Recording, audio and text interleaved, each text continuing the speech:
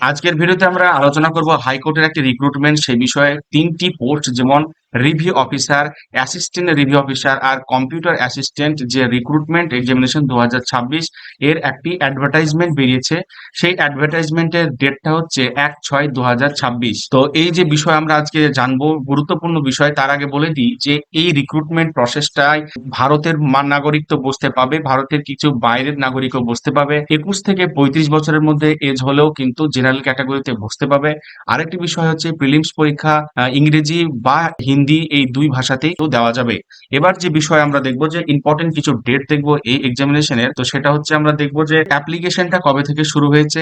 1 June 2026 থেকে 21 June 2026 পর্যন্ত এই অ্যাপ্লিকেশন প্রসেসটা চলবে। এখানে 11টা 50 পর্যন্ত অ্যাপ্লিকেশনটা লাস্ট সময়। এখানে হচ্ছে last date of successful transaction of application fee যদি দেখা যায় সেক্ষেত্রে ডেট হচ্ছে 22 জুন 2026। এবার নিচে দেওয়া রয়েছে অ্যাপ্লিকেশন যে ফি, সেই ফি গুলো দেওয়া রয়েছে। পরবর্তীতে আমরা যে বিষয়টা জানবো সেটা হচ্ছে অ্যাপ্লিকেশন কারেকশনের যে ডেট সেটা কথা যে 24 জুন 2026 থেকে 25 জুন 2026 এর আপ টু 11টা PM পর্যন্ত এই অ্যাপ্লিকেশন কারেকশনের জন্য সময় বরাদ্দ থাকবে। ডাউনলোড এর অ্যাডমিট কার্ড সেটা হচ্ছে পরে জানানো যাবে। এবার আমরা যে কথাটা প্রথমে বলেছিলাম যে এই রিক্রুটমেন্ট প্রসেসে যোগ দিতে ভারতের নাগরিক হতে হবে, এখানে কিন্তু ক্লিয়ার লেখা রয়েছে যে সিটিজেন অফ ইন্ডিয়া এবং কিছু ক্ষেত্রে অন্যান্য কান্ট্রির যে মানুষরাও কিন্তু এই রিক্রুটমেন্ট প্রসেসে যোগ দিতে পারবে, যেটা গভর্নমেন্ট অফ ইন্ডিয়া অ্যাপ্রুভ করবে। তো এই তিনটি post, post of review officer, assistant review officer আর কম্পিউটার অ্যাসিস্ট্যান্ট, এই তিনটি পোস্ট রয়েছে। তো এবার হচ্ছে বিষয়টা সেটা হচ্ছে অনলাইন অ্যাপ্লিকেশনই শুধুমাত্র হবে, অফলাইন এখানে অ্যাপ্লিকেশন হবে না। আরেকটি বিষয় সেটা হচ্ছে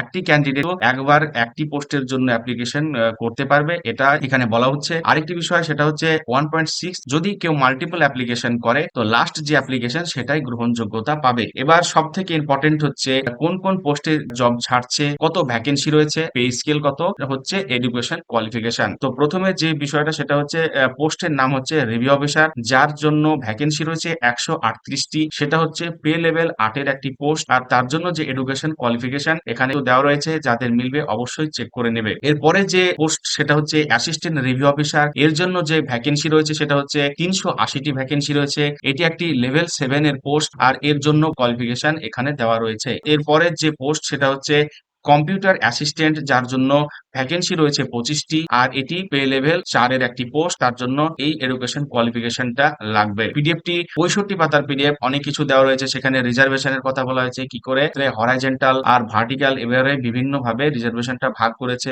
পরবর্তীতে যে বিষয়টা দেখবো যে কথাটা বলেছিলাম যে 21 বছর থেকে 35 বছরের মধ্যে ক্যান্ডিডেটদের তো এখানে অ্যাপ্লিকেশন করা যাবে। আর বিষয় হচ্ছে এই পিডিএফটা যদি কেউ খুঁজে না পাও অবশ্যই কমেন্টে জানাতে পারো, আমরা এই পিডিএফটাকে আমাদের টেলিগ্রাম চ্যানেলে প্রোভাইড করব। সবশেষে একটি বিষয় সেটা হচ্ছে ভিডিওটা ইনফরমেটিভ মনে হলে অবশ্যই লাইক করো, আর চ্যানেলে প্রথমবার আসলে চ্যানেলটা সাবস্ক্রাইব করে বেল আইকনটি প্রেস করো। আজকের এই ভিডিওটা যারা এই এডুকেশন কোয়ালিফিকেশনের রয়েছে তাদের অবশ্যই শেয়ার করো।